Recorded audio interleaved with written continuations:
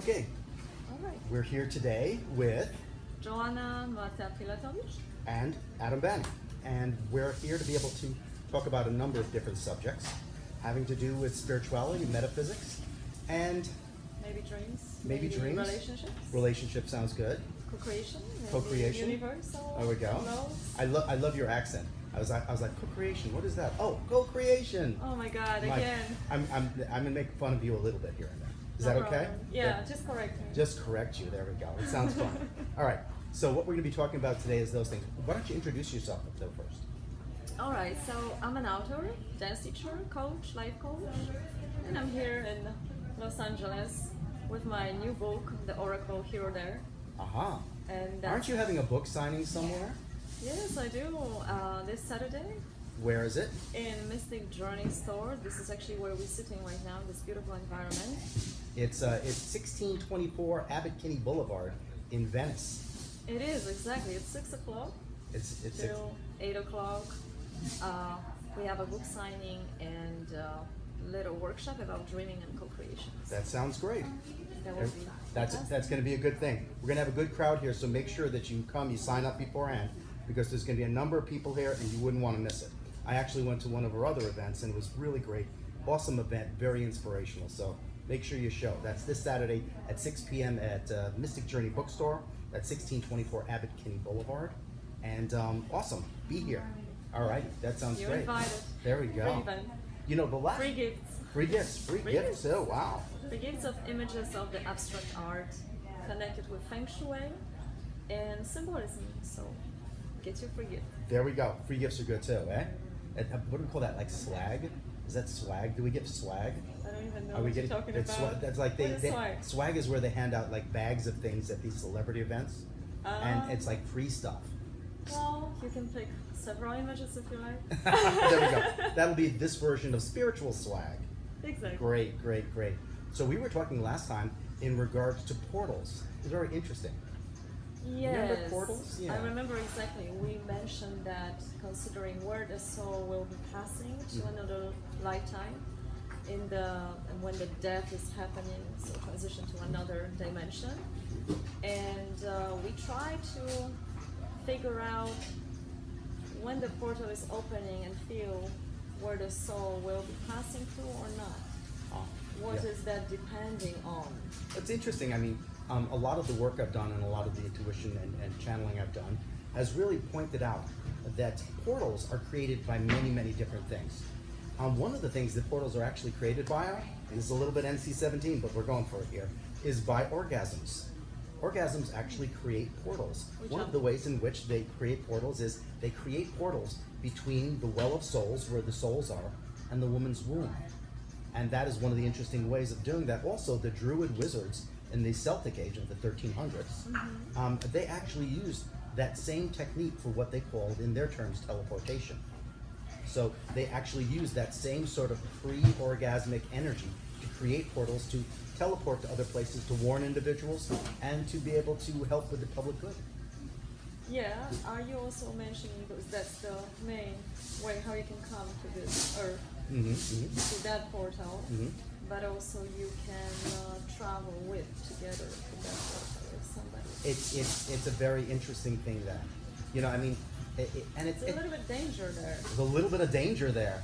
This is a dangerous road, folks. Okay. A little bit danger of abusing those energies. Maybe I should wear like my dark sunglasses for that danger conversation. Okay?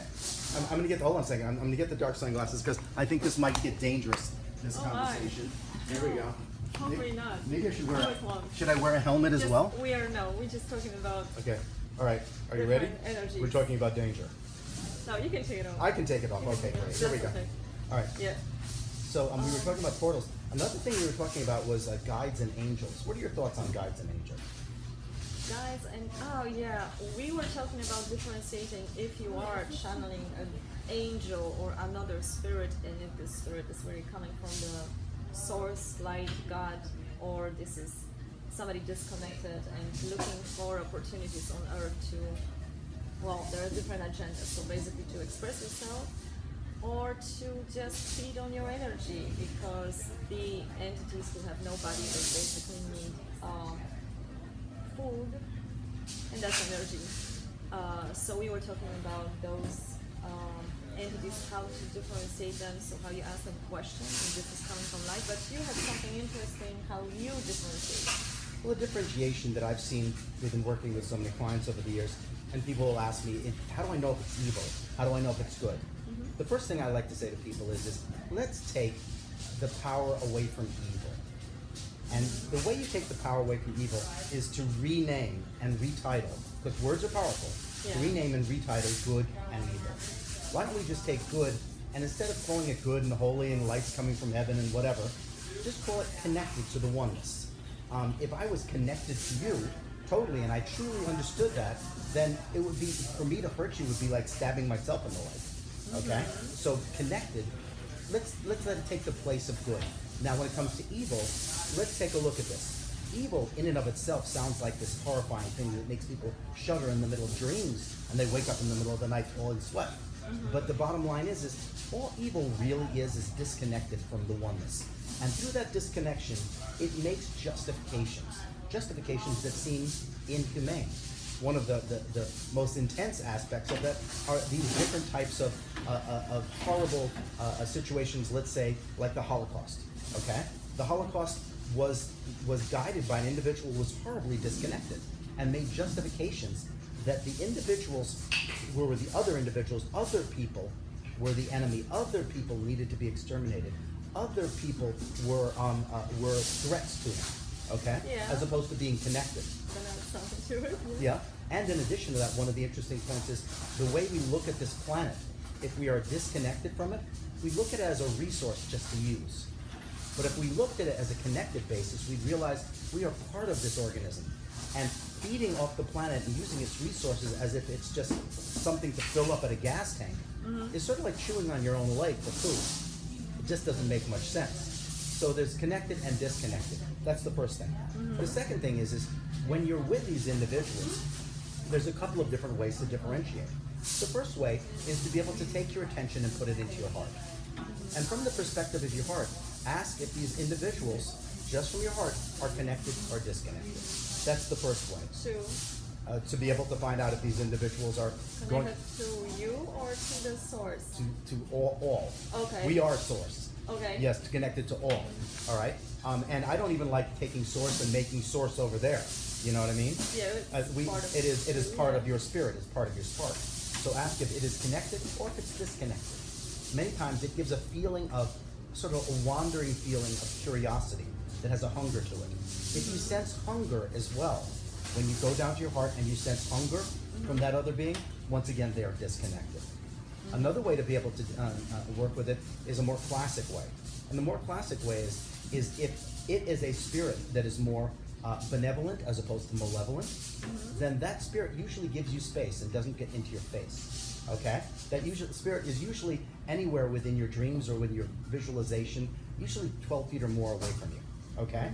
And they stand there and they don't poke and they don't prod as much. The individuals who get in your face, or those beings that get in your face, sometimes tend to be more disconnected.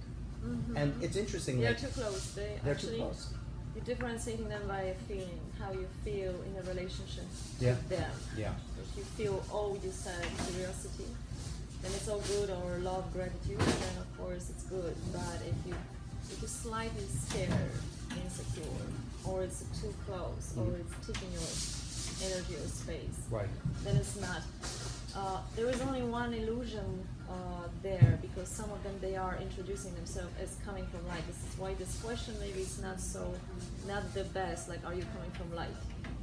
That was the basic, what they were teaching. If you ask them, are you coming from light? Yeah.